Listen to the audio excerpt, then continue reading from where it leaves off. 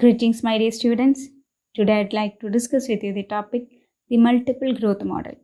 It is also known as variable growth rate of dividend. In the previous session, we have discussed about constant growth model. And constant growth of dividend may not be a realistic situation.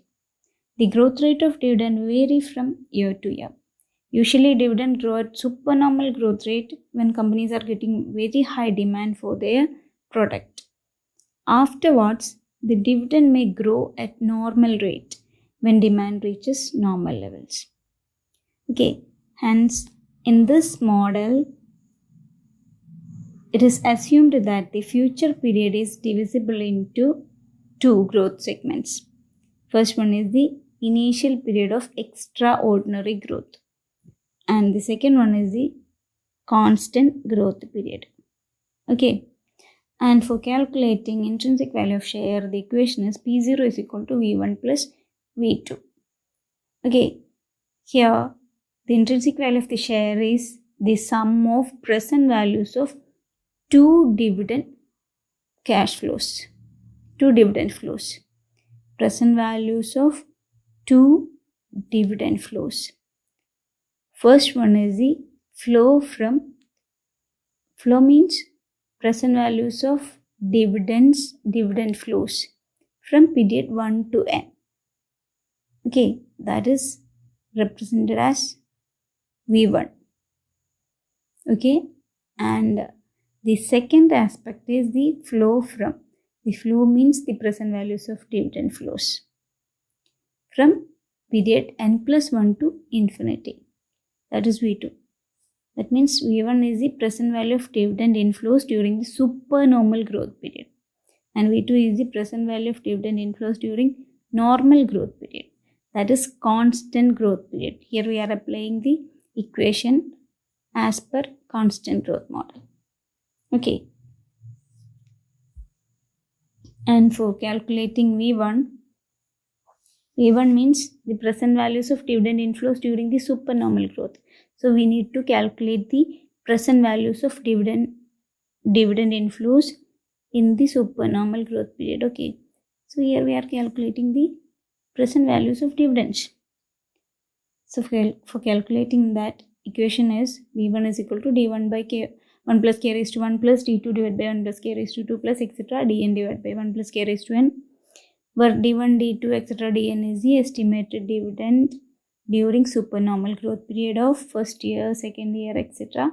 nth year, and K is the discount rate, that is the received rate of return by the investor, and n is the number of years of supernormal growth. Okay, and V1 can be represented like this also. That is, for calculating present value of dividends, we know we can multiply present value factor with the amount dividend, then we will get present value.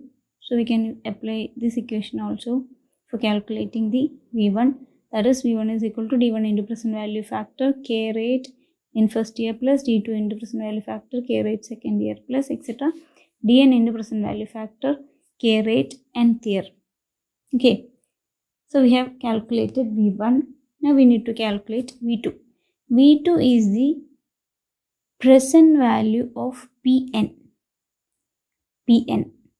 Here the starting year is Pn because the our supernormal year is ended up with nth year. Okay, so Pn means price at the end of the supernormal growth of n years. So the next constant period is started here. So this is the starting year of this segment. Okay, so usually we are using constant growth model. By using constant growth model, we can calculate P0 by using the equation P0 is equal to D0 into 1 plus D divided by K minus T. Okay, so here we need to calculate Pn instead of P0. So in this, if we are calculating P0 by using the equation D0 into 1 plus D divided by K minus G in this constant growth model, we can apply that equation here for calculating Pn.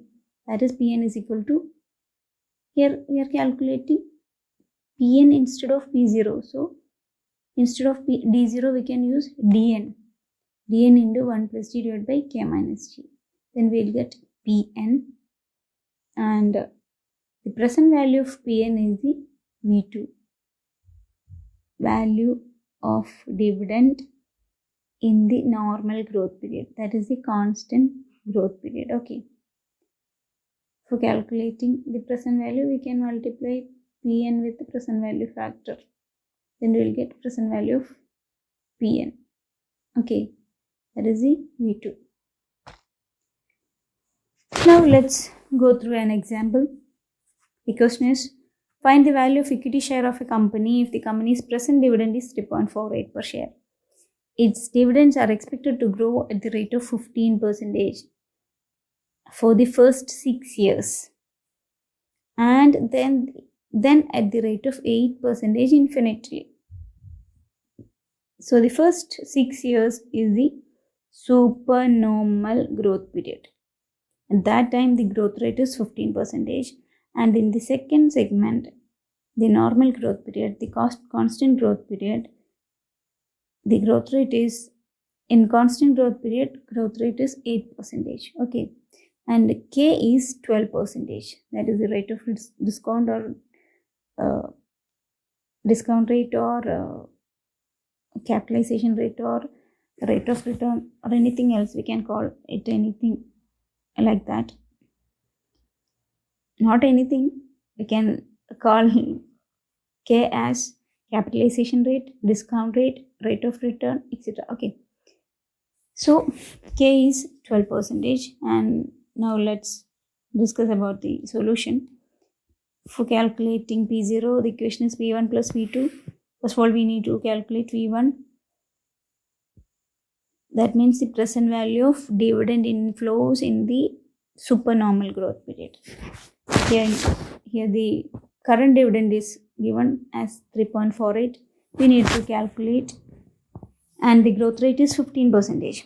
In every year, the dividend is growing in a 15% rate. Okay. So this is D0. We need to calculate D1, D2, D3, D4, D5, D6. Because the supernormal growth period is 6 years. Okay. So for calculating the dividends, we can apply this equation. That is, the growth rate is 15%. So we are calculating 15% of 3.48, that is D0. And we are adding up this 15% with 3.48. That is the equation for calculating D1 is 3.48 plus 15% of 3.48. That we can easily calculate it by using this equation, that is 3.48 into 115 divided by 100. That is equal to 3.48 plus 3.48 into 15 by 100. Okay. So we are applying this equation, that is 3.48 into 115 divided by 100. Because growth rate is 15%, we will get D1 as 4.002. Then again this 4.002 will grow at a 15% rate in the second year. So we are again multiplying 4.002 into 115 divided by 100. Then we will get 4.602 as D2 dividend at the end of the second year. Then it is again growing by 15%. So we are multiplying 4.602 into 115 divided by 100. Then we will get dividend at the end of the third year as 5.292. Then 5.292 into 115 divided by 100. Then we will get D4 as 6.086. Likewise, we can calculate all 6 years dividends. Okay. Then we are going to calculate V1. For that, V1 means sum total of all present values of dividends in the supernormal growth period. Okay. So for calculating that present value of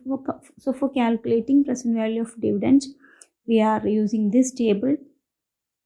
here we have 4 columns. First column represents year. Then in the second column we are writing dividends. In the third column, the present value factor at 12%, as the K is 12%, and in the last column, present value is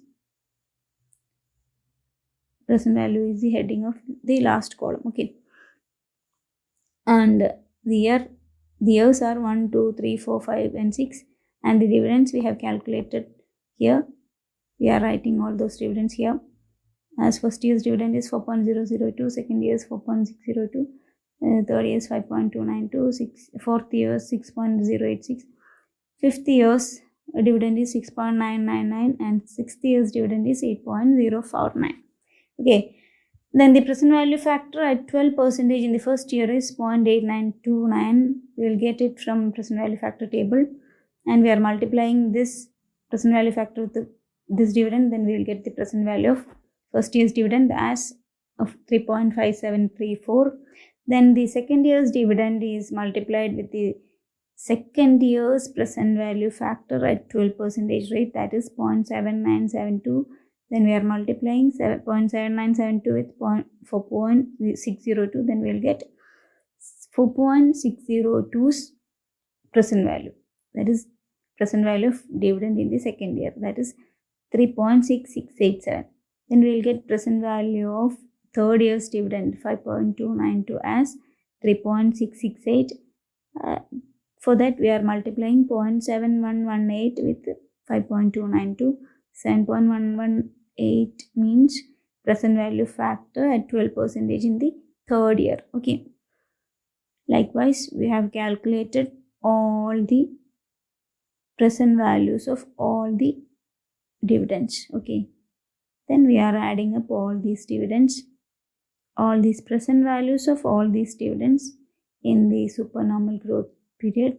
Then we will get the V1 as 22.9253. Okay. Now we need to calculate V2. V2 means present value of Pn. Here the nth year is 6th year. So we need to calculate present value of P6. For calculating P6, we know the equation D6 into 1 plus G divided by K minus G. D6 is here, that is 8.049 is D6, 8.049. And growth rate in the second time period, that is normal growth rate, normal time period is 8%. In the supernormal growth rate period segment, the growth rate is 15%. So we have calculated the dividend by using the growth rate of 15%. But in the second time period, that is the normal growth segment or the constant growth period, the growth rate is 8%. So we are here we are using the growth rate as 8%. So D6 is 8.049 plus into 1 plus 0.08, that is 8% is the growth rate, and divided by K minus G. K is 12%. So 0.12 minus growth rate is 8%, so 0.08. Okay. Then we will get 8.693 divided by 0.04. That's equal to 217.32 is the P6. Now we need to calculate the present value of this P6. For calculating that, we are multiplying the present value factor at 12%, that is K is 12%, at 12% in the 6th year. Okay, so we are going to calculate the present value of P6. Present value of P6 is equal to 217.32 into present value factor at the rate of 12% in 6th year.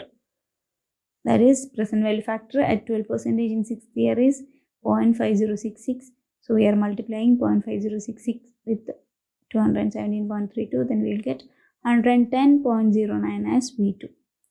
So here we have calculated V1 as well as V2. Now we can easily calculate intrinsic value by using multiple growth model. The equation is as we all know the equation now, that is P0 is equal to V1 plus V2. Then V1 is here 22.9253 and V2 is 217.32.